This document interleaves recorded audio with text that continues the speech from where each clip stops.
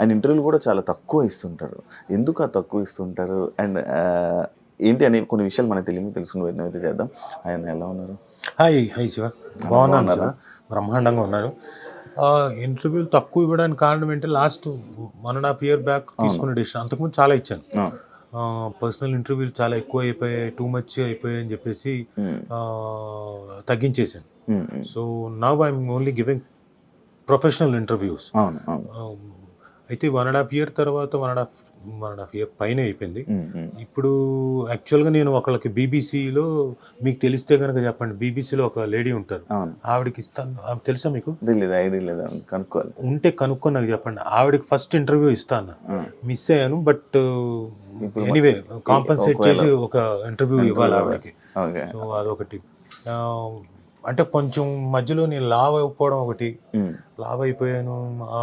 దానివల్ల ఆ లావ్ అంటే తగ్గిన తర్వాత కొంచెం సన్నబడ్డ తర్వాత ఇద్దాం అనుకున్నా, అలాగే తగ్గి. అలానే ఉంటారన్న మీరు ఎప్పుడు చూసినా సేమ్ అదే. మధ్యలో లావ్ అయ్యాను, లావ్ అయిపోయాను. మీరు bubble gum Roshan cinema release అప్పుడు చూస్తే అసలు ఎలా ఉంది, బుగ్గలు ఇదంతా వచ్చి మెడ ఇవన్నీ ఒకే దీంట్లోకి వచ్చేసాయి. సో అప్పుడు చాలా లావ్ ఉన్నా. సో ఇప్పుడు తగ్గాను, దాదాపు 20 kgs తగ్గాను. ఇంకా అదే ప్రాసెస్లో ఉన్నాను. అందుకని చెప్పేసి వెయిట్ చేశాను అంతే, అంతకన్నా ఇంకేం లేదు. క్యారమ్స్ వచ్చా మీకు? బ్రహ్మాండంగా. మీ హోమ్ టౌన్లో ఆడతారా? పెద్దలతో ఫ్యామిలీతో కూర్చొని అందరం కలిసి ఏదో సరదాగా ఆడినట్టున్నాం. ఏం మాట్లాడతారన్న నార్మల్గా? నేను నార్మల్గా చిన్నప్పుడు క్యారమ్స్ బాగా ఆడేవాడిని, చెస్ ఆడేవాడిని, 10 మనకి రింగ్ ఉంటుంది కదా, రింగ్ అది ఆడేవాడిని. ఆ తర్వాత షటిల్ ఆడేవాళ్ళం.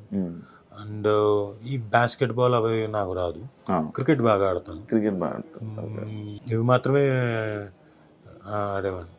సరదా మనం సరే మొదలెట్టు అయితే. నువ్వు కొట్టు ప్లీజ్, నువ్వు కొట్టు చెప్తా. అన్న నాకు రాదు, నన్ను ఏమనొద్దన్న.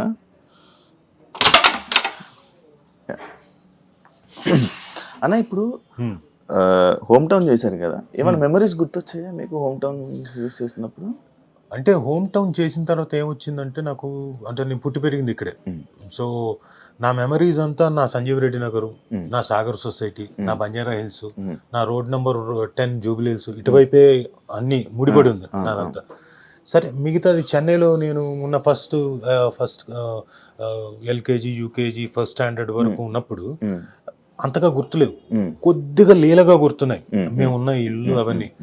అప్పుడప్పుడు చెన్నైకి ఏదైనా షూటింగ్కి వెళ్తే ఊరికే ఆ లైన్కి వెళ్ళి చూసి వస్తాం. ఇప్పుడు నేనేంటంటే సంజీవ్ రెడ్డి నగర్కి వెళ్ళి B6F3కి మేమున్న మా పెద్దమ్మ వాళ్ళ ఇల్లు, మా పెద్దయ్య వాళ్ళ ఇల్లు, అక్కడికి వెళ్ళి ఆ తర్వాత మా అత్త వాళ్ళ ఇల్లు అటువైపు ఉండేది, బల్కంపేట దాటిన తర్వాత అటు వెళ్ళి, ఇటువైపు సాగర్ సొసైటీ, బంజారా హిల్స్, అప్పుడు పెద్ద బిల్డింగ్ ఉండేది టవర్ హౌస్, అది ఇప్పుడు లేదు, నో మోర్, అది పెద్ద అయిపోయింది. అది మళ్ళీ సాగర్ సొసైటీ, మళ్ళీ రోడ్ నెంబర్ 10, ఇవన్నీ ఊరికే చూసుకొని వస్తాను. నా మెమరీస్ అన్ని ఇక్కడే. మా మదర్ది వచ్చి ప్రొద్దుటూరు, రాయలసీమ.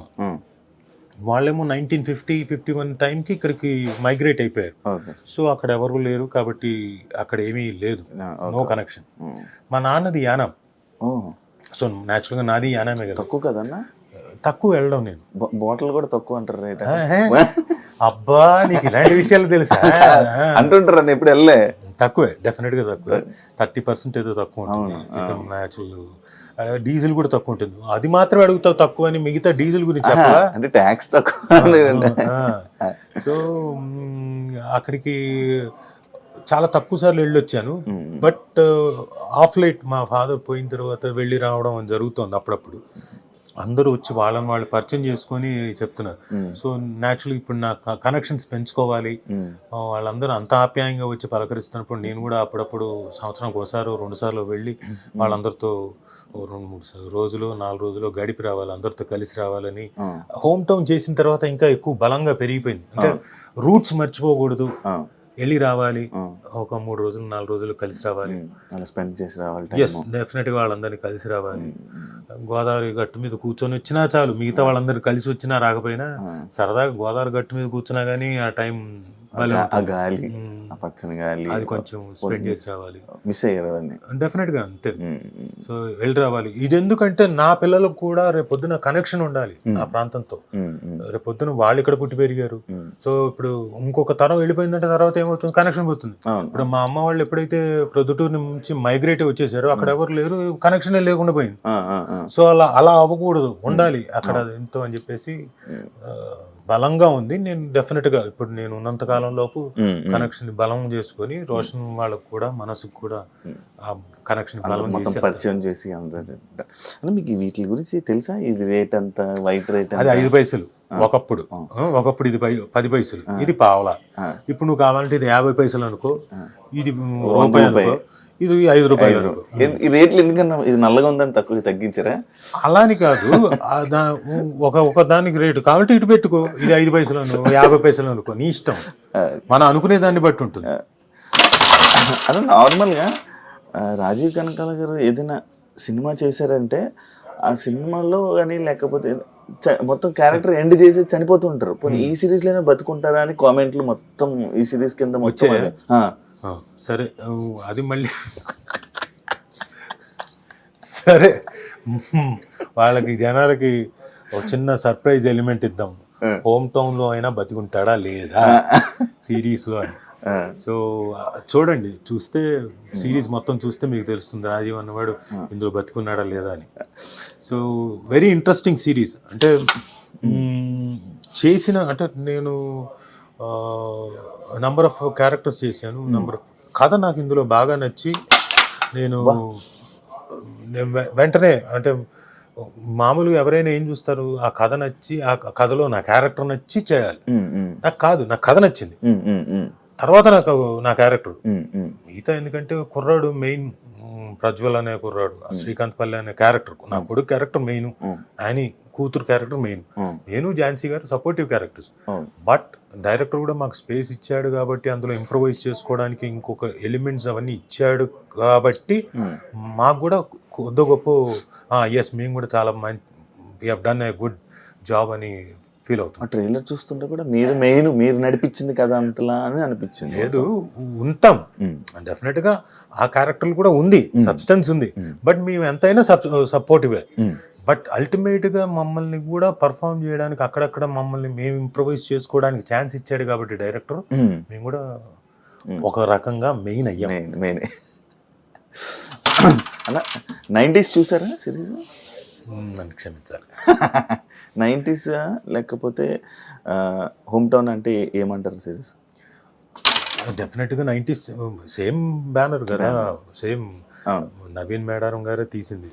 డెఫినెట్గా చాలా మంచి పేరు. ఒక ఊర్లో అంటే జనాల్ని ఒక్కసారిగా అలా ఈటీవీ వైపు తిప్పిందంటే 90s. ఓటీటీ వైపు మొత్తం, ఓటీటీ వైపు ఒక సబ్స్క్రిప్షన్ కానీ లేకపోతే మొత్తం పెరిగిపోయిందంటే అది 90s. సో అన్డౌటెడ్లీ అది చాలా డెఫినెట్గా చాలా బాగుంటుంది. అండ్ డెఫినెట్గా ఆహాకి మా తాలూకు ఇప్పుడు ఏదైతే హోమ్ టౌన్ ఉందో సేమ్ ఫ్లేవర్ తగిలింది కొంచెం. అంటే అది టోటల్ మీరు చూసారా? నేను ట్రైలర్ చూసాను. కాదు నేను అంటున్నా 90s చూసాను మొత్తం. దాంట్లో ఏంటి మొత్తం ఎంటర్టైన్మెంట్, మళ్ళీ మన స్కూల్ జర్నీ ఎలా నడిచేది ఏంటి అప్పుడు 90s మొత్తం, మన లైఫ్ స్టైల్ మొత్తం అంతే కదా. అంతకు మించి ఎమోషనల్ పార్ట్ ఏమైనా ఉందా? ఎమోషనల్ టచ్ అంటే కొంచెం లైక్ పేరెంట్స్ లవ్ చేసుకోవడం, ఇలా పేరెంట్స్ అలాంటి అంతా వీళ్ళు బాధపడుతుంది. లైక్ పేరెంట్స్ ఎంత కష్టపడుతుంటారు కదా, పేరెంట్స్ ఎంత కష్టపడి వీళ్ళు ఫీజులు కడుతుంటే వాళ్ళు స్కూల్కి వెళ్ళి వాళ్ళు చేసే పనుల మీద ఒక చిన్న ఎమోషన్ టచ్ అంటే బాగా ఉందా? బాగా ఉంది సినిమాకి తగ్గట్టు, సిరీస్ తగ్గట్టు ఉంది. ఇందులో మా దాంట్లో ఏంటంటే మేము ఒక మెట్టు ఉంటాము గ్యారంటీగా అనడానికి ఏంటంటే ఇందులో ఎంటర్టైన్మెంట్ చాలా బాగుంటుంది. అదే మీరు అంటున్నట్టు 90s ఫ్లేవర్ అనుకోండి, టచ్ అయింది అనుకోండి, వాట్ ఎవర్ ఇట్ ఈస్. దాంతో పాటుగా ఎమోషనల్ సీక్వెన్స్లు, సీన్స్ డెఫినెట్గా ఒక 10 to 20, 30% ఎక్కువ ఉంటుంది 90s కన్నా. దొరికిన ఛాన్స్ అని అందరు యాక్టర్స్ చాలా బాగా చేశారు. Very good performances from each and every actor and actress.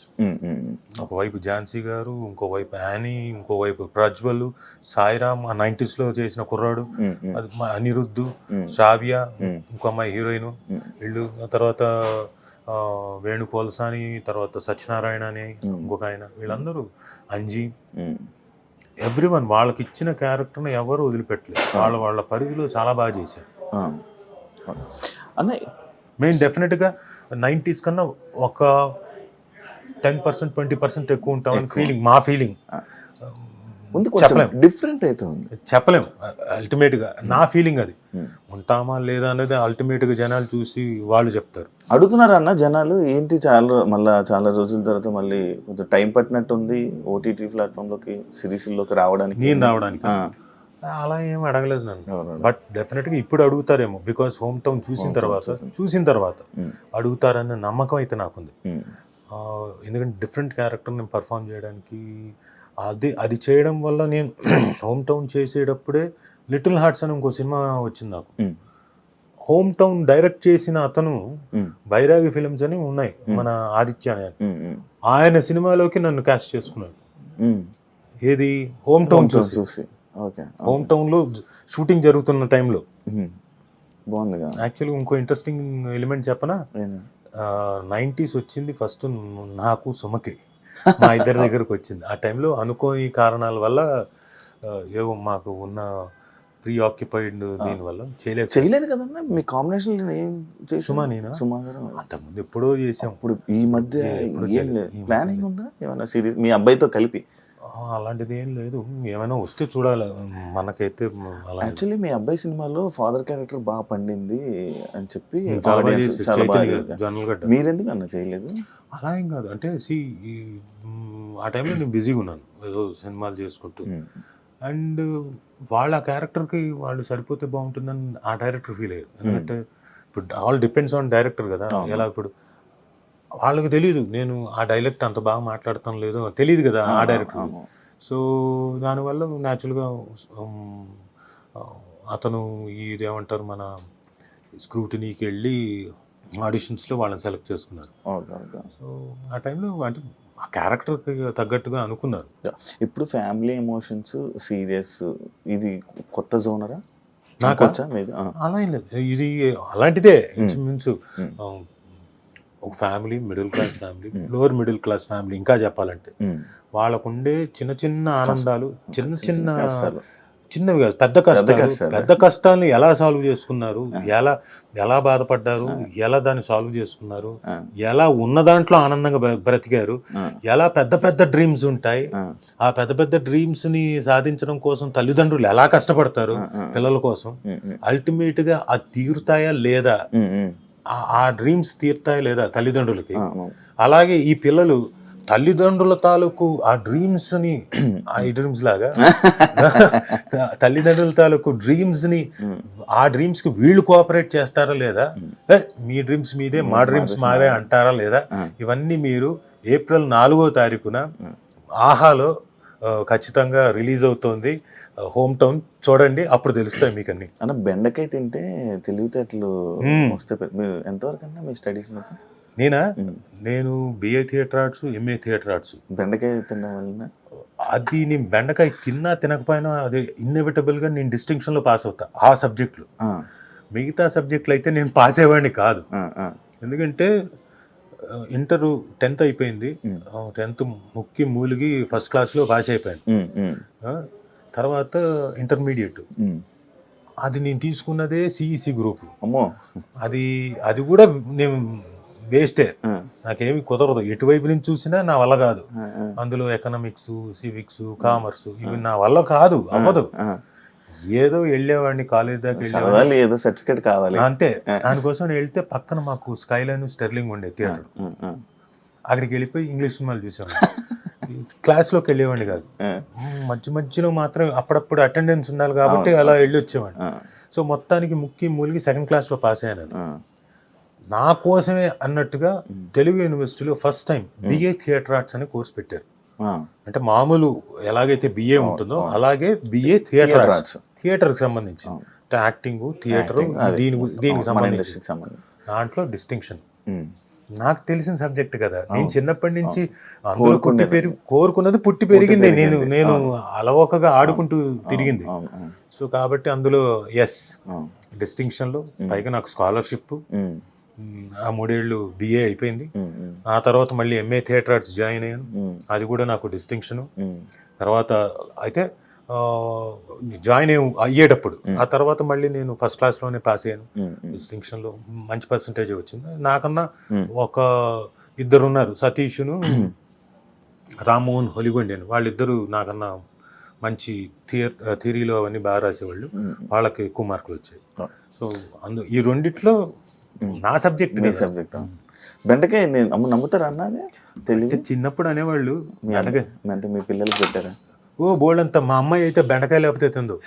అది ఒక పెద్ద ఏంటంటే నేను ప్రతిరోజు రోజు విడిచి రోజైనా కానీ దొండకాయ బెండకాయ, దొండకాయ బెండకాయ, బెండకాయ ఫ్రై, దొండకాయ ఫ్రై, దొండకాయ ఫ్రై, బెండకాయ ఫ్రై. నేను రోజు అరే మిగతా ఏం లేవా, ఉన్నాయి కదా, నేను అది మార్చు ఇది మార్చను లేదు, మనసుకి ఇది ఇష్టం కాబట్టి ఇది సరే. కానీ నాన్ వెజ్ తింటారా? ఎందుకు తింటాం.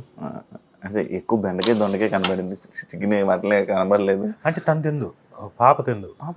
దానికి ఎప్పుడు ఒకసారి 3 ఉంటే ఏదైనా ఉంటే తింటుంది, మాక్సిమం తిందు. అన్న ఈ సిరీస్ ఓకే చేయడానికి రీజన్ ఏమైనా బలమైన కారణం? చెప్తున్నా కథ ఫస్ట్ కథ నచ్చి దాంట్లోకి ఓకే. నాకు కూడా ఒక డెఫినెట్గా మళ్ళీ అంటే మధ్యలో నీ లావ్ అయిపోయింది చెప్పాను. ఒక 4 నెలలు మా నాన్న చెప్పిన మాటలు గుర్తొచ్చి తిండి తినకపోతే ఎట్లారా, రుచులు తెలియకపోతే ఎలా తినాలి రుచులు అంటే సర్లే జీవితంలో కష్టపడ్డాం, దెబ్బలు తిన్నాం, చాలా చేసాం, ఇంకా తిన్నాం అని చెప్పేసి నాకు ఇష్టమైనవన్నీ పప్పుల దగ్గర నుంచి, కూరల దగ్గర నుంచి, నాన్ వెజ్ క్రీమాల దగ్గర నుంచి, రసాల దగ్గర నుంచి, చారుల దగ్గర నుంచి నా ఇష్టం ఏవైతే ఉన్నాయో అన్నీ చేయించుకునేవాడిని. 1, 2, 3 వాయిలు పీకేవాడిని. ఆ తర్వాత అది అంత ఫుల్గా తినేవాడిని. మంచి ఫుడ్ అన్న, నేను బాగా ఫుడ్. అంటే అది కూడా తర్వాత అంటే మా నాన్న పోయిన దగ్గర నుంచి బాగా పెరిగింది. ఎందుకంటే ఆయన విపరీతమైన ఇష్టం. ఆయన పోకముందు కూడా 4 రోజుల ముందు కూడా నాకు కీమా కావాలి, బాగా బాగా వేయించి ఉండాలి, సరే. నాకు మిరియాల రసం కావాలి, ఓకే. నాకు ఐస్ క్రీమ్ కావాలి, అది ఇవ్వనని నేను, నాకు కావాలి, నాకు కావాల్సింది నువ్వు ఇవ్వనంటావేంటని. నాన్న తినకూడదు, షుగర్ ఉంది నీకు, ఏం పర్లేదు, నాకు కొంచెమే తింటాను, సరే అని వీళ్ళకి పని వాళ్ళకి చెప్పి కొంచెం ఇవ్వండి అని చెప్పి ఆయన ఫుడ్. ఆయన పోయిన తర్వాత ఏమనిపించిందంటే అప్పుడు చెప్పేవాడు, ఒరే అంతా కష్టపడి చేసేది చివరాఖరికి వచ్చి రుచికరమైన ఫుడ్ తినడానికి, అది ఎంజాయ్ చేయడానికి నీ లైఫ్ నువ్వు పరిగెడుతున్నావు. ఆల్రెడీ పొద్దుటి నుంచి సాయంత్రం వరకు నువ్వు పరిగెడతావు, రాత్రి వరకు. నీ ప్రొఫెషన్లో పొద్దున వెళ్తే రాత్రి అవుతుందో మరుసటి రోజు అవుతుందో తెలియదు, పరిగెడుతున్నావు, కష్టపడుతున్నావు, వెరీ గుడ్, చెయ్యి, కష్టపడాలి. మనిషి అన్న ప్రతి వాడు కష్టపడాల్సిందే, ఎవడి ప్రొఫెషన్లో వాడు కష్టపడాల్సిందే. ఈ రోజు కష్టపడ్డాం కదా అని చెప్పేసి రేపు కష్టపడకుండా ఉండలేము. పొద్దున మళ్ళీ తెల్లారిందా మళ్ళీ కష్టపడమే, వెళ్ళాలి, మళ్ళీ వెళ్ళి నీ పని నువ్వు చూసుకోవాలి. అయితే ఈ మధ్యలో మాత్రం నువ్వు తింటావు చూడు, అది కొంచెం ఎంజాయ్ చేసి తినడం నేర్చుకోరా, అవి మన రుచులురా. దాన్ని మనం ఎంజాయ్ చేయకపోతే ఇంకెందుకురా, చిన్నవేరా మనం ఎంజాయ్ చేసేది, ఫుడ్ ఇలాంటివే, పెద్ద పెద్దవి కాదు. సో ముందు ఆ చిన్న ఎంజాయ్మెంట్స్ తెలుసుకో. ఫుడ్ చాలా ఇది, 6 రుచులు. నువ్వు ఎంజాయ్మెంట్ అది రుచులు తెలిస్తే కదా నువ్వు యాక్టింగ్ కూడా బాగా చేయగలుగుతావు, నవరసాలను కూడా బాగా పలికించగలుగుతావు. అంటే అవును కరెక్టే కదా, ఇంతకాలం పరిగెత్తాను, కడుపు మార్చుకున్నాను, ఏవో తినాల్సింది కూడా గబగబ మింగి వెళ్ళిపోయాను, కూర్చొని నమిలి మింగితే ఆ ఎంజాయ్మెంట్ వేరు కదా అనుకొని ఆయన పోయిన తర్వాత ఐ స్టార్టెడ్. బిజీ లైఫ్లో ఇంకంతే కదా, ఎప్పుడు తినేసి ఎప్పుడు వెళ్ళిపోదాం, ఇట్లా తీసుకొని 5 నిమిషాల్లో అయిపోయేది నా భోజనం. అది మార్చుకున్న స్టైల్. 20 ఫాస్ట్గా తినేయాలంటుంటారు కదా అన్న, తిండి దగ్గర 22 సార్లు 32 సార్లు నమలాలంటారు ఒక ముద్ద ఎవరైనా కానీ. నాకు వాళ్ళు పెద్దలు చెప్పారు, కాళ్ళు తడి ఆరే లోపల ఫస్ట్ అబ్బాయి ఫాస్ట్ తినేయాలి. పొరపాటును కూడా కాదు. మనం అంటే యంగ్స్టర్స్ ఉంటే లోపల మంచి జీర్ణశక్తి ఉంటుంది కాబట్టి పర్లేదు, వాళ్ళు తిన్నా ఓకే, ఫాస్ట్గా తిన్నా ఓకే. బట్ యూజువల్గా ఏం చెప్తారంటే నెమ్మదిగా నమిలి తినాలి. నమిలి మింగితే లోపలికి వెళ్ళిన తర్వాత జీర్ణశక్తి బాగా ఉండి బాగా డైజెస్ట్ అయ్యి ఒంటికి పట్టాల్సింది పడుతుంది, అవసరం లేని ఎక్స్క్రీట్ అయిపోతుంది. So any time you should have your time. ఎందుకు గంట సేపు బ్రేక్ ఇస్తారు? గంట బ్రేక్ అనేది దేనికి? 10 నిమిషాలు అనొచ్చుగా, గంట ఎందుకు ఇచ్చారు మరి మధ్యాహ్నం గంట సేపు అని? ఆ గంటలో మీరు at least you should take your 30 minutes time for eating. అది కూడా ఎలా, ఆ రుచుల్ని ఎంజాయ్ చేయకపోతే ఇంకెందుకు. ఏం తిన్నావురా, ఏం రుచి, అది ఏం రుచి, అది కారమా లేకపోతే పులుపా అనుకుంటూ డౌట్లు వస్తే ఎలా. తిన్నది ఎంజాయ్ చేయాలి, లాలాజలం మీకు నోరు ఊరాలి మీరు తినేటప్పుడు, మీరు అది ఆస్వాదించాలి. సో ఇవన్నీ గుర్తుకొచ్చి నేను నా టైంలో ఫుల్గా ఒక 4 నెలలు ఫుల్గా తిన్నాను. నైట్ టైం ఐస్ క్రీమ్లు కానివ్వండి, నా స్వీట్లు, ఎవ్రీడే స్వీట్లు 1/2 kg తినేవాడు. స్వీట్ పిచ్చా అన్న మీకు? స్వీట్ అంటే స్వీట్ క్రేవింగ్స్ ఉండేది, బట్ ఆ టైంలో మాత్రం 1/2 kg తినేవాడు నైట్ మాత్రం. Night 1/2 kg. అలాగే ఐస్ క్రీమ్ తిన్నప్పుడు ఏం చేసేవాడిని అంటే 750 ml అంటే దాదాపుగా పావు లీటర్ అంటే కేజీకి 1/2 kg తక్కువ అలా తినేవాడిని. దాంతో ఏమైపోయానంటే 4 నెలలు 5 నెలల స్పాన్లోనే బాగా లావ్ అయిపోయాను, నాకు తెలియకుండా లావ్ అయిపోయాను. షుగర్స్ కదన్న ఫుల్. ఇప్పుడు సన్నగా అవుతున్నాం మళ్ళీ కష్టపడి కడుపు మార్చుకొని. కానీ అలా అని చెప్పేసి రుచుల్ని మిస్ అవ్వట్లేదు, ఆ రుచుల్ని ఎంజాయ్ చేస్తూనే కొంచెం ఎంజాయ్ చేస్తూనే అలా కోట శ్రీనివాసరావు గారు లాగా కోడి ఎక్కడ పెట్టుకొని అట్లా కొంచెం దాన్ని ఆ రుచిని మళ్ళీ ఆస్వాదిస్తూ తింటున్నా. అన్న రాజీవ్ కనకాల గారికి తెలియని మేకర్ లేరు, అలాంటిది ఎందుకు ఫుల్ లెంత్ రోల్స్ అనేది ఉండవు అనేది ఈ మధ్య కాలంలో అనేది ఒక క్వశ్చన్ ఉందన్న ఆడియన్స్కి ఎప్పుడు. అంటే నేను ఎప్పుడు వెళ్ళి నాకు క్యారెక్టర్ కావాలి, మీకు అది లేదు, అది కూడా నేను విన్నాను. అది ఒక విధంగా తప్పు నాది, ఎందుకంటే నాకు 100% తప్పే. See you have to be, మీరు ఎంచుకున్న ఫీల్డ్ ఏంటి? Acting, glamorous field, where rat రేస్లో మీరు ఉంటే తప్ప మీరు వెళ్ళి మిమ్మల్ని మీరు పిఆర్ చేసుకుంటూ మిమ్మల్ని మీరు పరిచయం చేసుకుంటూ నాకు వేషం ఇవ్వండి అని అడిగితే తప్ప రాని ఫీల్డ్. సరే లక్కీగా రాజీవ్ కనకాల లాంటి వాడికి వచ్చేసింది, అడగకుండానే వేషాలు వచ్చాయి. సరే నేను కూడా ఎవరిని అడగకుండా వస్తూనే ఉన్నాయి, గడిపేశాను. ఇప్పటిదాకా అడగలేదు. అయితే నేను ఇప్పుడు డిసైడ్ చేసుకున్నాను, ఆఫ్టర్ మై 50th దగ్గర నుంచి డిసైడ్ చేసుకున్నాను, వై నాట్ ఐ ఆస్క్. నాకు అల్లు అర్జున్ గారు ఒక మాట అన్నారు, ఎప్పుడు మేము సరైనోడు చేసేటప్పుడు చూసి, నేనేదో కోర్ట్ సీన్లో చేస్తున్నాను, పిలిచాడు దూరం నుంచి, ఫ్రెండ్స్ అని చెప్పండి. నాకు తెర మీద 10 మంది ఆర్టిస్టులు ఉన్నా 10 మంది ఉన్నా కానీ మీరు పర్ఫామ్ చేస్తుంటే మిమ్మల్నే చూడాలనిపిస్తుంది సార్, అలాంటి ఆర్టిస్ట్ సార్ మీరు ఎందుకు, సేమ్ క్వశ్చన్, మీరు ఎందుకు ఎక్కువగా కనపట్లేదు, చేయట్లేదు అంటే, నాకు ఎవరిని అడగడం ఇష్టం ఉండదండి, అడగలేదండి. సార్ అడగాలి సార్, అడగకపోతే ఎలాగా, మేము హీరోలు అయ్యండి మా పద్ధతిలో మేము ఒకటి అంటాం, కలిసి చేద్దాం బ్రదర్ అంటాం, మీరు కూడా అలాగే చెప్పండి, కలిసి చేద్దాం, ఏదైనా ఉంటే చూద్దాం అని చెప్పేసి అడగండి, తప్పులేదని. అయితే అది నేను ఆ రోజున ఓకే అనుకున్నాను, బట్ ఎందుకు అడగడం అని చెప్పేసి అనుకున్నాం, వదిలేశాను.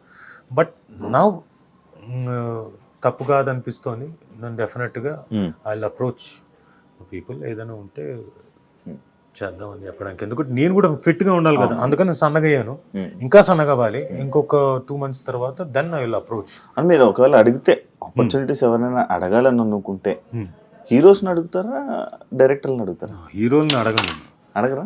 హీరోలను అడగను, ఏదైనా ఉంటే డైరెక్టర్లను అడగాలి, లేకపోతే ప్రొడ్యూసర్ని అడగాలి అంతే. ఎందుకంటే మీకు హీరోస్తో బాగా పరిచయం కదా, అందరూ పరిచయం, అదే చాలా మంచి పరిచయం. హీరోస్ని అడగదు, ఎందుకంటే ఫ్రెండ్షిప్ వేరు, ప్రొఫెషన్ వేరు. అవును. నేను ఏమైనా నాకున్న దీనికి నేను ఎవరిని అడగాలి, జాబ్ ఇచ్చేవాళ్ళని అడగాలి, అది డైరెక్టర్ లేకపోతే ప్రొడ్యూసర్. ఎందుకో వాళ్ళు కదా, వాళ్ళిద్దరిని అడుగుతాను. నాకు ఒకసారి ఒక యాక్టర్ అన్నారన్న, అదే సేమ్ ఇందాక పాయింటే, రాజీవ్ కనకాల గారికి ఎలా బతకాలో తెలీదు మన ఇండస్ట్రీలో, ఎవరిని వెళ్ళి నోరిచ్చి ఏది అడగరు, అందువల్లే రాజీవ్ కనకాల గారు స్టిల్ ఇప్పుడు అలానే ఉండిపోయారు. నేను అలాగే ఉండిపోవడానికి ఏం లేదు, నేను బాగానే ఉన్నా. అందరూ ఏమనుకుంటున్నా అంటే నేను అలాగే ఉండిపోయాను. బహుశా వాళ్ళు అనుకుంటున్న ఏంటంటే నేమ్ అండ్ ఫేమ్ వైజ్గా, మనీ వైజ్గా ఇంకా ఎక్కువ వచ్చేదేమో అనుకునే దీంట్లో ఉన్నారు. నాకున్న దాంట్లో నేను సాటిస్ఫైడే. నాకు మంచి క్యారెక్టర్లు వచ్చాయి, మంచి పేరు తెచ్చినవి ఉన్నాయి, 20 ఏళ్ల తర్వాత కూడా నన్ను గుర్తుంచుకునే సినిమాలు ఉన్నాయి, పాత సినిమాలు. సార్ మేము చిన్నప్పుడు మీ సినిమా చూసిన సై సార్, సార్ మీ విక్రమార్కుడు సార్, సార్ మీ స్టూడెంట్ నెంబర్ 1 సార్ అనేవి ఇంకా ఉన్నాయి. 20 ఏళ్ల తర్వాత కూడా గుర్తుంచుకుంటున్నారని మాటలు కాదు కదా ఈ పర్టికులర్ జనరేషన్. సో ఇప్పటికీ గుర్తుంచుకుంటున్నారు, గుర్తుంచుకోకుండా కాదు. సో నేను చేసినవి చాలా మటుకు గుర్తుండి, అంటే ఒక 8 ఏళ్ల క్రితం చేసిన జనతా క్యారెక్టర్ గుర్తుంచుకున్నారు, నాన్నకు ప్రేమతోలో నేను చేసిన క్యారెక్టర్ గుర్తుంచుకున్నారు. సో అలాంటివి ఏం లేదు నాకు. ఫైనాన్షియల్గా అంటారా, ఎస్ అటు ఇటుగా ఉంటుంది డెఫినెట్గా. బట్ నేను ఎవ్రీ ఇయర్ నేను చిన్న సినిమానో పెద్ద సినిమానో చేస్తూనే ఉన్నాను, నాకు డబ్బులు వస్తూనే ఉన్నాయి.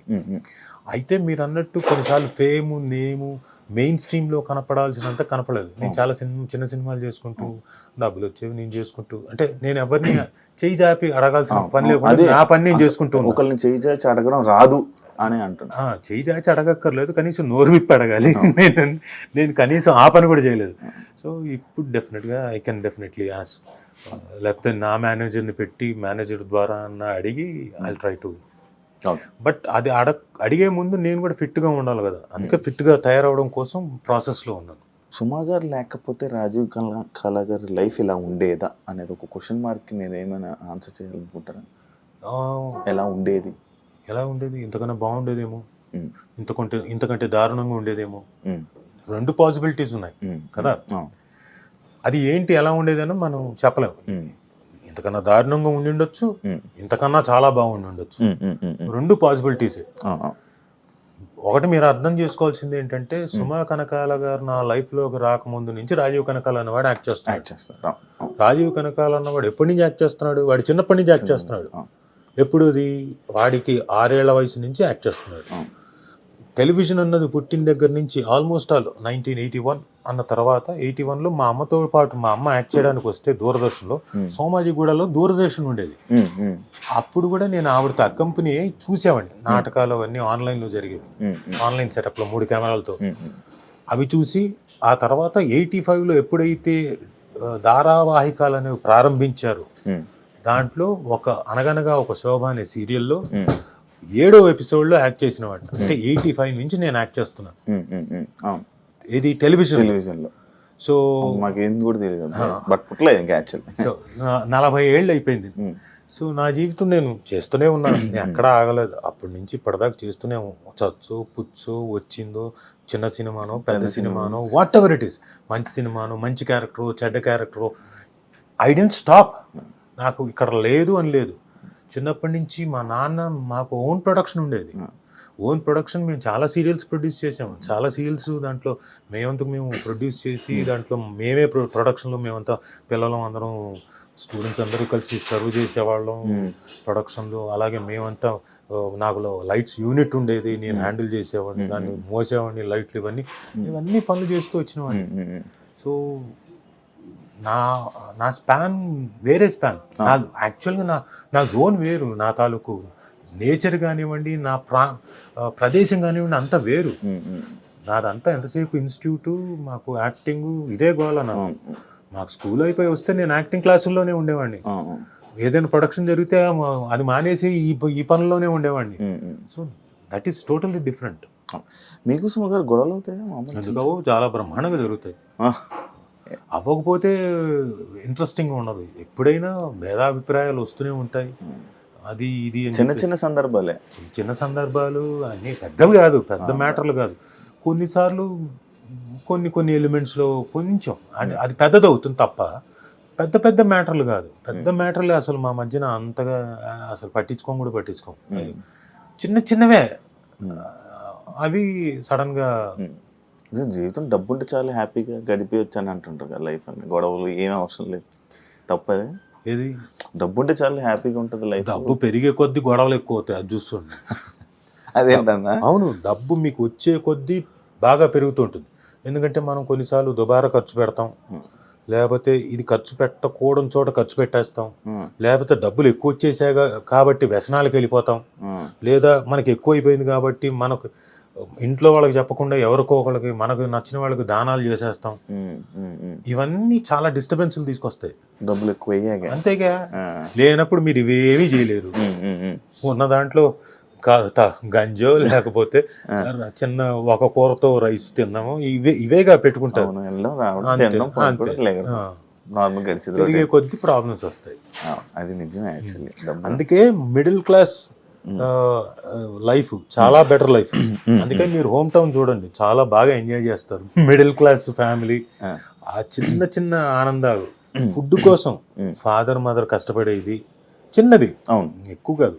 ఫుడ్ దగ్గర ఆ పిల్లల్ని చదివించి ఇంకో చోటికి ఎక్కడికో పంపించాలనే ఆ ఆనందం, వాళ్ళకేదో ఎల్ఐసి కట్టడంలో చిన్నది, అది ఎక్కువ అమౌంట్ కూడా కాదు, ఎక్కువ మొత్తం డబ్బులు మొత్తం ఇవే చిన్న చిన్న ఆనందాలు. ఇవన్నీ ఎంత బాగుంటాయి ఒకసారి మీరు హోమ్ టౌన్ చూస్తే అర్థమవుతుంది. అని మీ లైఫ్లో అయిందన్నా ఎప్పుడైనా ఇలా మంత్లీ అయితే ఇన్ని ఖర్చులు ఉంటాయని ఇలా డివైడ్ చేసి అమ్మో పర్టికులర్ అలా ఎప్పుడైనా సిచ్యువేషన్ ఉందా? 100%. సుమ రాగానే నేను సుమను పెళ్లి చేసుకొని వచ్చిన తర్వాత ఫస్ట్ ఇమీడియట్గా అంతకుముందే మొదలు పెట్టాను నేను. ఎందుకంటే ఎవ్రీవన్స్ లైఫ్ జీరోతో మొదలవచ్చు. ఏది మీరు, నేను నయా పైసా లేకుండా హైదరాబాద్ వచ్చాను, లేకుండా నేను మొదలు పెట్టాను ఇక్కడ. ఇవన్నీ ఉంటాయి, ఎవరి కష్టాలు వాళ్ళ 100% వాళ్ళ కష్టాలు. అయితే జీరోతో కాకుండా నేను మైనస్ నుంచి మొదలెట్టాను. మా ఫాదరు ఒకనొక ల్యాండ్ కోసం అని చెప్పేసి డబ్బులు ఇంట్రెస్ట్ కోసం తీసుకొచ్చుకొని, బంజారా హిల్స్లో ల్యాండ్ కోసం అని ఇంట్రెస్ట్ కోసం తీసుకొచ్చుకొని 5 రూపాయలు, 7 రూపాయలు, 10 రూపాయలు వడ్డీలతో 3 రేంజెస్లో అప్పట్లో 88లో తీసుకొని వచ్చి, ఒకటేమో ఏంటి మన ఈనాడు వాళ్ళది మార్గదర్శి చిట్టు ఒకటి కట్టి, దానికి ఇవన్నీ కట్టి దాదాపుగా 50 లక్షలు 60 లక్షలు ఆ రోజుల్లో తీసుకొని వచ్చిన తర్వాత ఆ ల్యాండ్ లేదని తెలిసింది 3 సంవత్సరాల తర్వాత. ఈలోపు ఈ 3 సంవత్సరాలు వడ్డీలు కడుతూనే ఉన్నాం. అసలు సంగతి దేవుడు ఎరుగు, ఓన్లీ వడ్డీలే ప్రతి నెల వచ్చినట్టు కట్టడం. సగం కట్టి ఉంటారు కానీ ఎక్కువ వడ్డీ ఇంట్రెస్ట్. అయితే ఇదంతా ఎప్పుడు తెలిసిందంటే 1992, 93 ఆ ప్రాంతంలో. ఇక లేదు ఆ ల్యాండ్, బోగస్ ల్యాండ్.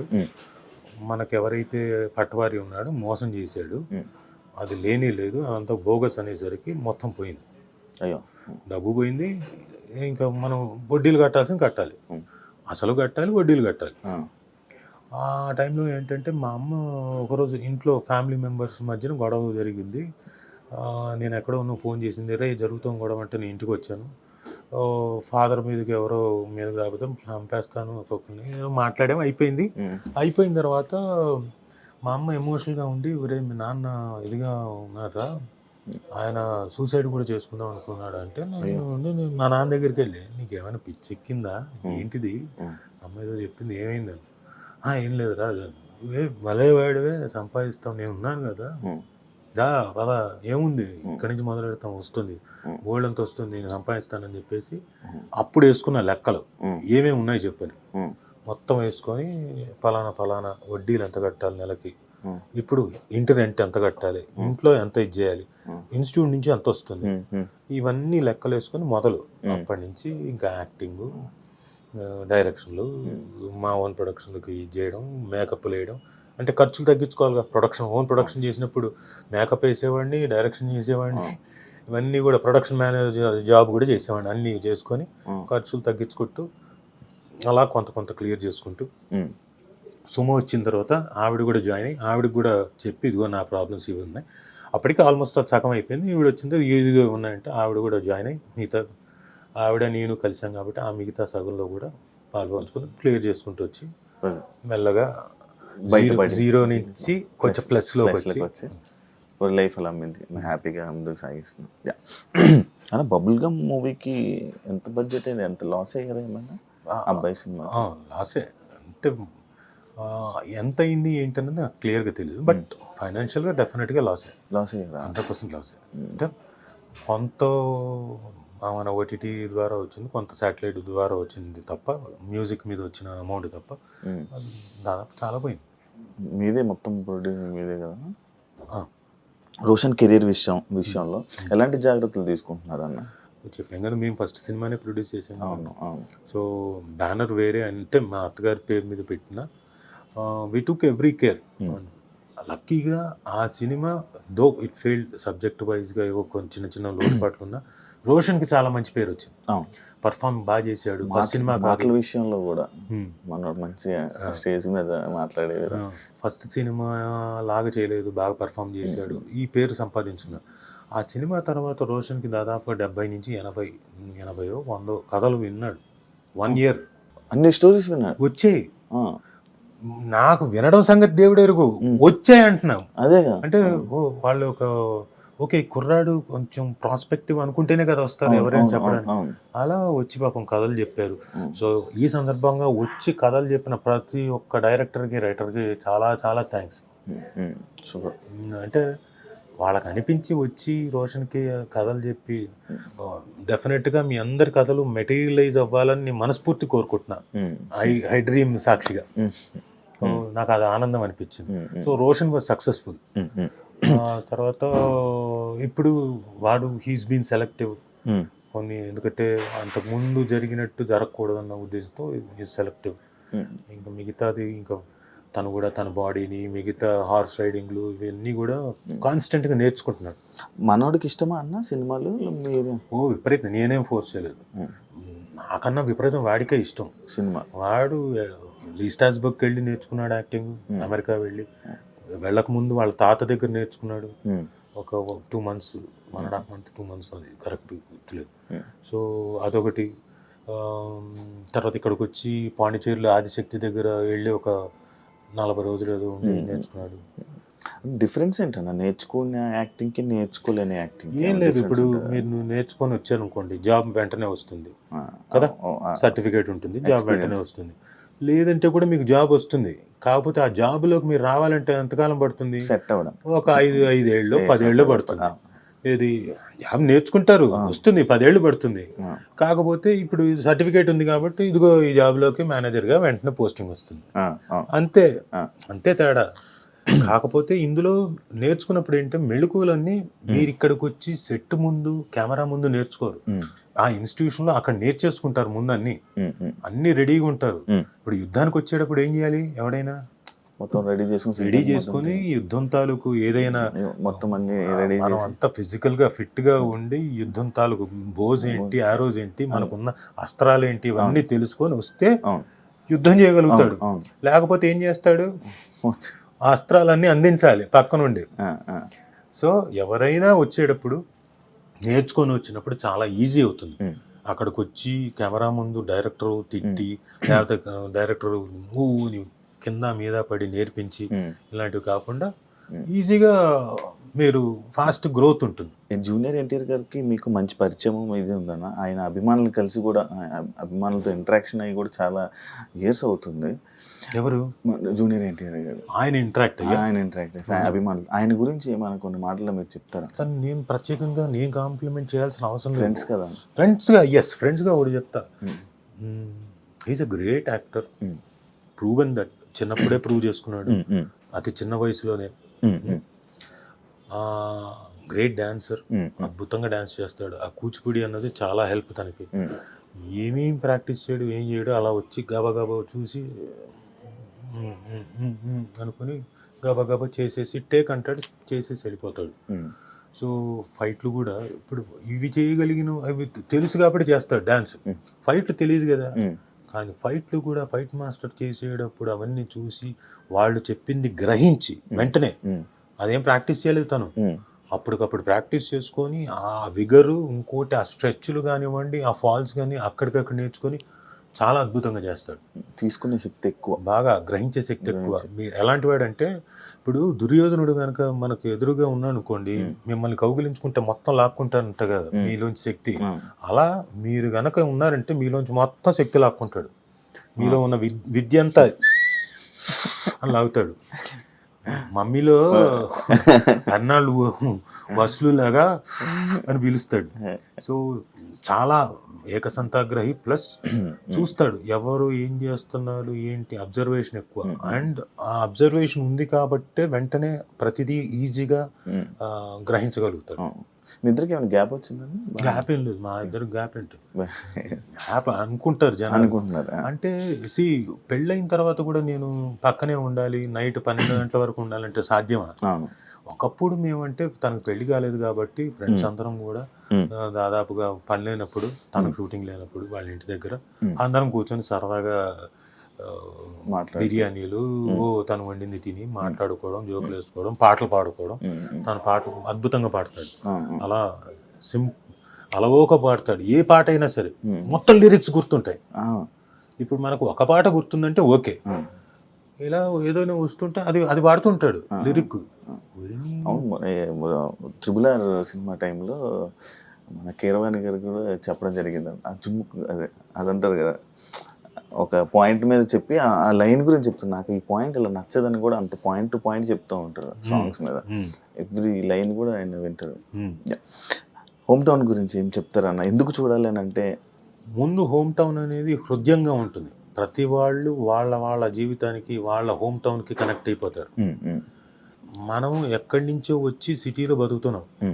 ఇది మన లైఫ్ ఇందాక చెప్పినట్టు పరిగెడుతున్నాము, నిద్రలు పోవట్లేదు, కష్టపడుతున్నాము అన్ని రకాలుగా. పండగలు వచ్చినప్పుడు ఇంకోటి వచ్చినప్పుడు మనం మళ్ళీ మన ఊళ్ళకి వెళ్తున్నాం. ఆ ఒక్క 1 day 2 days మనం ఉండి వచ్చేస్తున్నాం. బట్ హోమ్ టౌన్ చూసిన తర్వాత ఏం చేస్తారంటే, అట్లీస్ట్ మనం సంవత్సరానికి 3 సార్లన్నా వెళ్ళి ఒక్కొక్క 3 రోజులు 4 రోజులైనా ఉండి మన హోమ్ టౌన్తో కనెక్ట్ అవుదాం, మనం అక్కడ గడిపోద్దాం అని ఫీల్ అవుతారు. ఎందుకంటే మన జ్ఞాపకాలు చాలా ఉంటాయి అక్కడ. చిన్ననాటి జ్ఞాపకాలు, ఫాదర్ మదర్ జ్ఞాపకాలు. ఇప్పుడు నాకు యానం పెద్ద కనెక్ట్ కాదు, నేను పుట్టి పెరగలేదు అక్కడ. కాకపోతే నేను ఎందుకు రీకనెక్ట్ అవ్వాలనుకుంటున్నా అంటే యానంకి, యానం ప్రజలందరికీ చెప్తున్నాను, ప్రజలందరికీ అక్కడ ఉన్న బంధుమిత్రులందరికీ చెప్తున్నాను, మళ్ళీ నేను వచ్చి అంటే వాళ్ళంతకు వాళ్ళు పాపం నన్ను పరిచయం చేసుకున్నారు కూడా. ఏదో పెళ్ళికి వెళ్తే, బాబు నేను మీ నాన్నగారి ఫ్రెండ్ ఫలానా ఇది అది, నాకు ఎంత ఆనందం అనిపించింది. అంటే వాళ్ళంతకు వాళ్ళు వచ్చి వాళ్ళకి ఉండొచ్చు కదా ఈగో. ఆడో కరోనా కొడుకు ఇప్పుడు వచ్చాడు, వాళ్ళ నాన్నగారు లేదు, ఇంతకాలం ఎప్పుడు రాలేదు అనుకోవచ్చు కదా. అలా అనుకోకుండా వాళ్ళు వచ్చి పరిచయం చేసుకుంటున్నారు, మేము ఫలానా అని. గొప్పగా అనిపించింది. సో నేను వెళ్ళి మళ్ళీ ఇక్కడ నా బంధువులతోటి ప్లస్ అక్కడ ఉన్న ఊరి జనాల్లో చాలామంది మా నాన్న ఫ్రెండ్స్ తోటి వాళ్ళందరితో వచ్చి కనెక్ట్ అవ్వాలనుకుంటున్నా. ఇప్పుడు 2 సంవత్సరాలకు 3 సంవత్సరాలకు వెళ్తున్నా ఊరికి. ఏదైనా ఫంక్షన్ ఉంటే, ఇప్పుడు నవమి ఉంది, శ్రీరామనవమి ఉన్నప్పుడు వెళ్ళా, ఆ తర్వాత వెళ్ళలేదు. నేను ఏదో మధ్యలో పెళ్ళి ఉంది, ఒక రోజు వెళ్ళాను, జస్ట్ వెళ్ళి వచ్చేసాను. సో ఇప్పుడు అలా కాదు, సంవత్సరానికి 2 సార్లు అన్నా, సంక్రాంతికి ఒక పండగ టైం ఒక 3 రోజులన్నా స్పెండ్ చేస్తే వీళ్ళందరితో స్పెండ్ చేయడానికి నాకు ఆపర్చునిటీ వస్తుంది. సో అందుకని అలా అనుకుంటున్నా. అది నాకు ఈ హోమ్ టౌన్ చేయడం ద్వారా బాగా ఎక్కువ ఫీల్ అవుతుంది. గుర్తు ఈ కనెక్షన్ ఏమవుతుందంటే, రేపు పొద్దున నా పిల్లలకి, రోషన్కి కానీ మనస్వినికి కానీ, అది నేను వాళ్ళకి కనెక్ట్ చేయగలుగుతాను. లేకపోతే నేనే వెళ్ళకపోతే వాళ్ళకేం కనెక్ట్ చేస్తాను. మీ ఫ్రెండ్స్ సర్కిల్ ఎక్కువ? ఒకప్పుడు బాగుండేది, నాకు మామూలుగానే తక్కువ.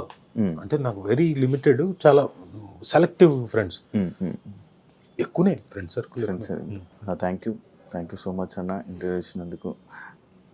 మంచి సక్సెస్ అవ్వాలని సిరీస్, మంచి జనాల్లోకి వెళ్ళి మంచి నేమ్ వచ్చి ఇంకా ఎక్కువ సిరీస్తో మళ్ళీ తెలుగు ఆడియన్స్ మంచిగా ఎంటర్టైన్ చేయాలని మనస్ఫూర్తిగా కోరుకుంటున్నాను. Thank you so much. ఏం కలకలేదే? ఏమన్నా ఏదో కాంట్రవర్షియల్ క్వశ్చన్తో మీరు మొదలెడతారు కదా, అదే ఇంకా రాలేదు ఏంటని? లేదన్నా, అలాంటివి అనుకోలేదు నా మీద.